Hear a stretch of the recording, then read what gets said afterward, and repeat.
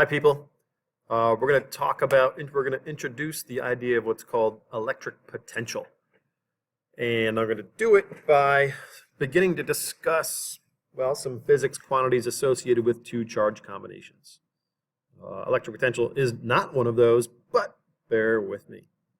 Let's say we have a charge, positive Q here, and here's another charge, and we'll call this a positive little q.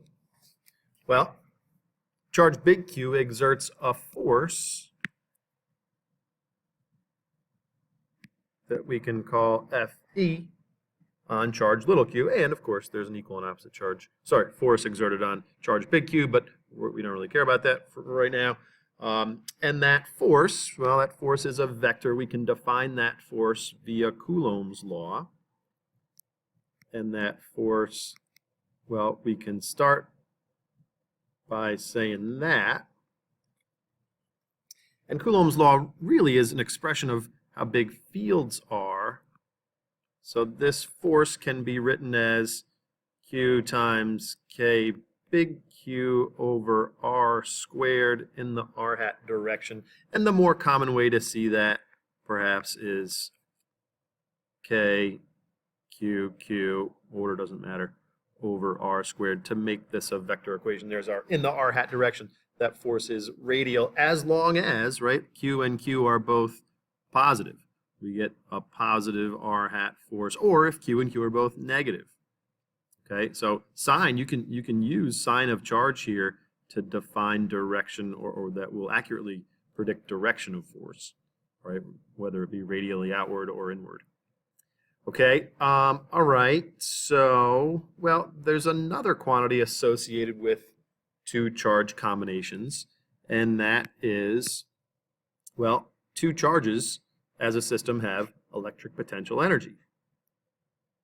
Okay, and we have, well, this is a field force, so this force, electrostatic force, is a conservative force as it applies to energy, and so there's a definition that says, well, forces and potential energy functions are related in a specific way, and that is we can find, well, how about this?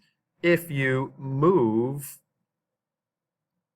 if you move an object, if an object moves in or under the influence of a conservative force, well, definitionally, there's a small amount of potential energy that changes that's equal to the negative of the work done by the conservative force.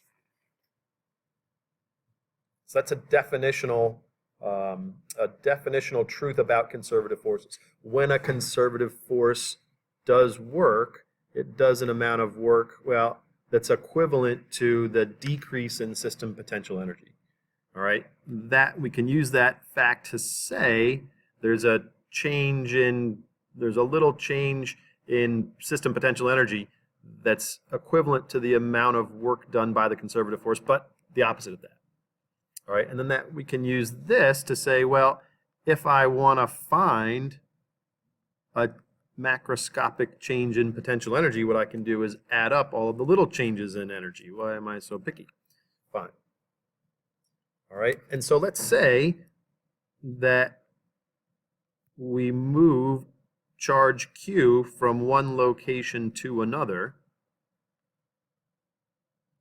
and let's find the amount of work that, well, let's find the change in potential energy by finding the negative of the amount of work done by this, oh my Lord in heaven, by this, now everything's going to go haywire, just stop. By this force. All right, so negative KQQ over R squared in the R hat direction dot dl. Okay, delta U is, okay, pull that negative, well, watch this. Let's pull out the negative. Let's pull out the KQQ. Let's integrate from A to B. This is, whoops, R to the negative 2. Now, R hat dot dl, there's a little bit of vector sort of, maybe you call this vector algebra. that we can talk about here where, here's a path, here's a little DL vector like that, right? Maybe the r hat direction unit vector looks like that. R hat dot DL means, well, is like saying what's r hat, how about this? It's like a r times DL parallel. Well, DL, and this just means this is the number 1. It's the magnitude of r hat is the number 1. So this is 1 times the component of DL parallel to the r hat direction. So that's, well, that amount is DL. No, it's not. Sorry, it's dr, right? Along the r hat direction. So this evaluates to dr. And so then we can integrate, and we get delta U is, let's see, negative K, big Q, little q, again, sorry.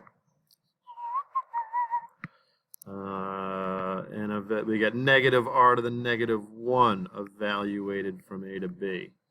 All right, I'll just take these signs, do that. And so we get delta U, well, we can do this in a couple of ways, but how about this one? KQQ, 1 over B minus 1 over A. Okay, so, what does this say? This says, well, one of a couple of cases, one of a couple of choices. If B is bigger than A, right? Look, we're moving from A to B. If B is bigger than it, right, from A to, so B bigger than A. That's what this says. And we're moving from A to B. That's what this says. So if we take a charge, and here's a positive charge, and it moves this way, well, if B is bigger than A, then this number is smaller than this number. So that makes this whole thing, that makes delta U negative.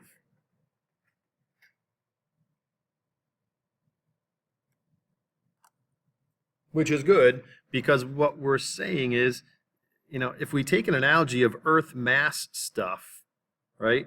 Here's Earth, and here's mass m, right? Well, let an object go. What does it do? It does this. It free falls, thus decreasing Earth object system potential energy. Well, look, if you let this positive charge go near this other positive, what does it do? Well, it goes away from positive charge, right? Charges can either attract or repel. Masses can only attract. But what objects do, what systems do, is seek the lowest potential energy, right? So, yeah, if B is bigger than A, then we get a decrease in potential energy, which is what systems do on their own if you let them. Okay. Notice case 2 here is if B is less than A. What that means is, well, we're doing this. We're moving. If B is less than A. But again, this says we're moving from A to B, so now we take this charge and we move it this way. Well, what that is going to say, if B is less than A, this number is bigger than that number. 1 over B is more than 1 over A. And delta U is positive. And what that says is, well, the system has more potential energy when we move this thing close, when we move this charge closer to the other. And yeah, that makes sense because, well, it's like the closer you push little q to big Q, like when you let it go, the faster it could move, right? We could transform that electric potential energy into more kinetic energy. Okay, now typically what you'll see is we'll write this function, we'll write a function that U depends on radial separation, and we'll write it like this. Okay, we can call it big Q, little q, or Q1, Q2 over R. And what we are saying there is, we're actually saying, well, what we have to agree upon, assume that as r approaches infinity, u of r approaches the number 0. That's what we want to happen, right? When we make two objects, or we separate two objects by a distance that approaches infinite, well, they don't have any energy anymore as a two charge system for a couple of reasons, but we have to agree on that fact. So if we had done a different kind of integral, maybe an indefinite integral where we're looking for function and not difference, what we would have gotten is simply kq over r, and we wouldn't have evaluated. We would have had a constant c, and as long as we agree that, like the indefinite integral would have yielded that constant c, but we have to say, okay, we want a function that approaches 0 as r approaches infinity, and this function does that all by itself, so no constant needed. Okay, so that is the function u as it varies with separation. Okay? And so what this says is, like, if we have charge q, like, that's, quote, that big, and by that big I mean that much charge, there's a force on it that big, yeah, okay. If we have, like a stronger charge, we'd get a stronger force.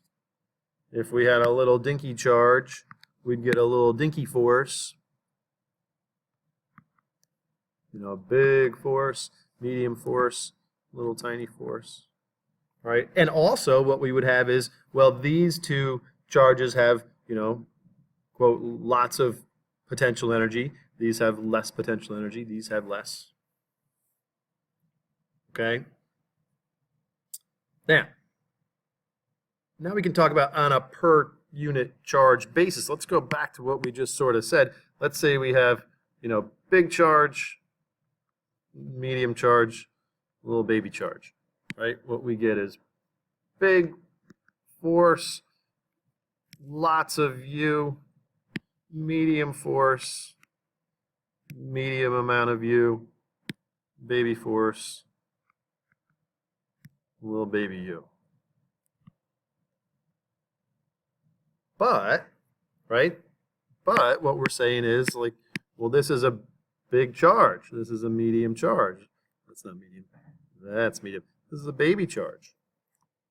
So if we look on a per unit charge basis, we can say, well, how about we get a big Fe divided by a big Q is the same as a medium Fe, and divided by a medium U is the same as a tiny Fe over a tiny Q. And we know what force per unit charge is, right? If we say definitionally how strong is the force exerted on an object, it depends on how much charge it has and the strength of the field it is. Well, look, that's a definition of field. It's the force per unit charge exerted on a charge. And so what we are saying is, at every location along our little dotted line here, what we get is the same electric field.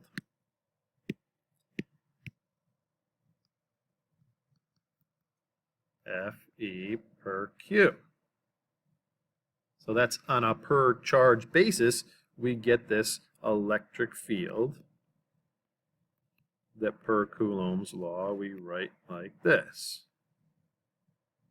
in the r hat direction. Yeah, fair enough.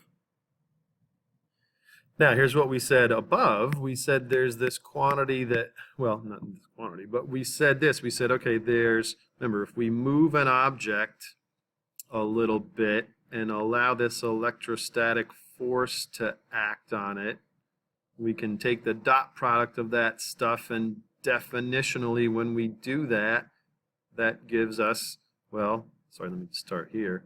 That gives us a little change in electric potential energy.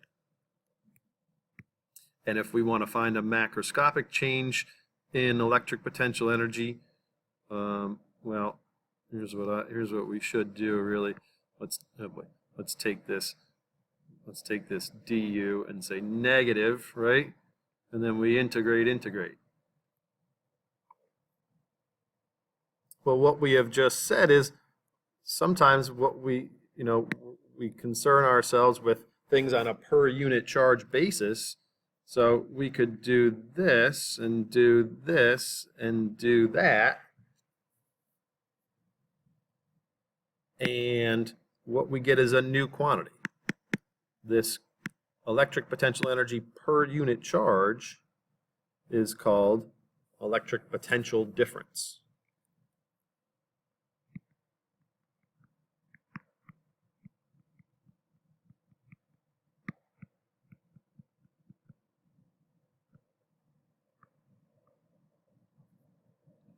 And it's defined to be, well, the change in potential energy per unit charge as you move from one place to another. And we can skip this step, but if we go to here, this gets written as, well, Fe per Q is E dot dl.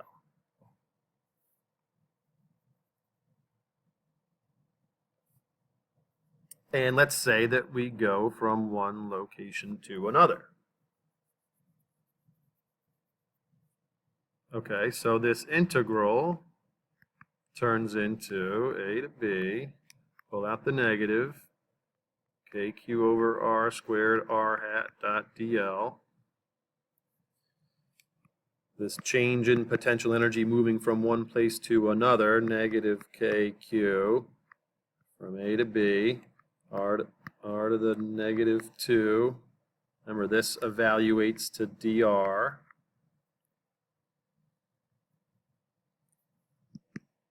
Equals negative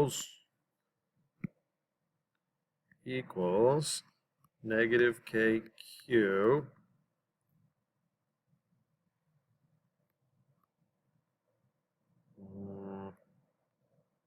r to the negative r to the negative 1.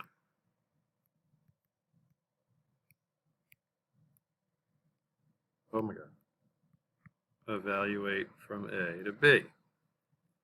That's an A. And then we can handle our signs. And we get delta U is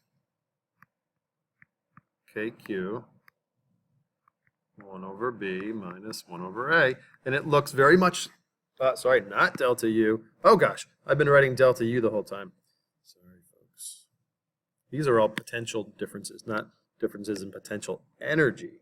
And yes, that's tricky. One's called potential energy, one's called potential.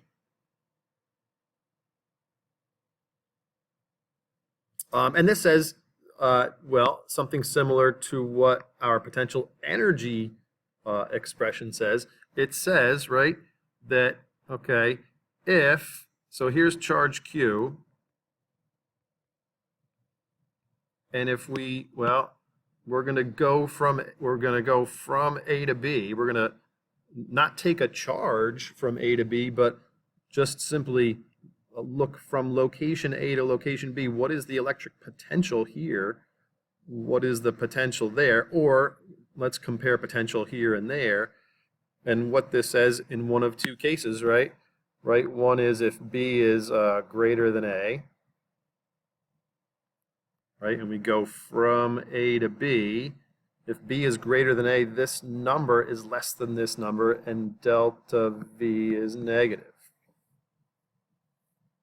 And it says that, well, from if you go this way, you get a negative, you get a loss in electric potential.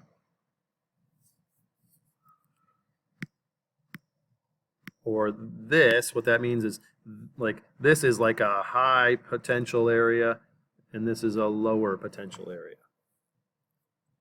As opposed to if we went, if B is less than A, well, how about this? Let's do this. If B is less than A, then that means we're like this. And if B is less than A, well, this number is smaller than this number, and we get a delta V that's positive. And again, we're going from A to B, this says, and yeah, if if B is less than A and we go from A to B, yeah, that's from a lower potential to a bigger potential, and we get a positive potential difference. And guess what also? Well, guess what also? If we extend this, and this is a high potential area, lower, lower, lower, lower, lower, lower, lower, what we assume is that there is, well, as R approaches infinity, potential as a function of R approaches the number 0. And so what we agree on is that we can write the potential as a function of R like that. Notice how that looks exactly like we sort of defined it to look. We said that V, or really delta V, is defined to be that. And notice that that's K, Q, Q over R. There's our, well, how about this? What I guess I'm saying is that V as a function of R is U as a function of R on a per unit charge basis. So therefore, that's KQQ over R divided by Q, and yep, that's what we get.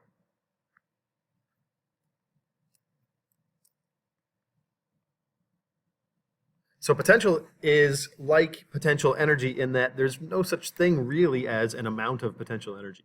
What there are differences in potential energy relative to some configuration that is defined as 0 potential energy. Well, for two charges, that potential energy configuration that's called 0 potential energy is when things are infinitely far away. Similar to that, there really is no such thing as electric potential. What there are really are differences in electric potential as compared to some well, I guess location that we define as having 0 electric potential, and that location is defined to be infinitely far away from a charge maker, right? And thus this function is okay, right? And this is assuming, well, yeah, assuming what we wrote here. Okay, so that is a new quantity for many of you, electric potential. It's a wacky one because what does it really refer to? Well, it refers to an energy per unit charge, or maybe a change in energy per unit charge, a change in energy per unit charge. All right. What we can so this is for a point charge. Right? Like the electric field expression we used via Coulomb's law was from a point charge. And we'll use this point charge potential function to help us define the potential at different locations from different charge configurations. And then eventually we'll look at delta V's from place to place. Then we'll use this idea to figure out the behavior of something called a capacitor. So this is all, so it might just seem like we're doing stuff for stuff's sake, but at the end of this, what we're trying to do is use ideas like, what do electric fields look like in different areas? What are these potential differences in different areas? How do those things relate to the behavior of some actual physical circuit elements? Okay, that's where we're going. Thanks, folks.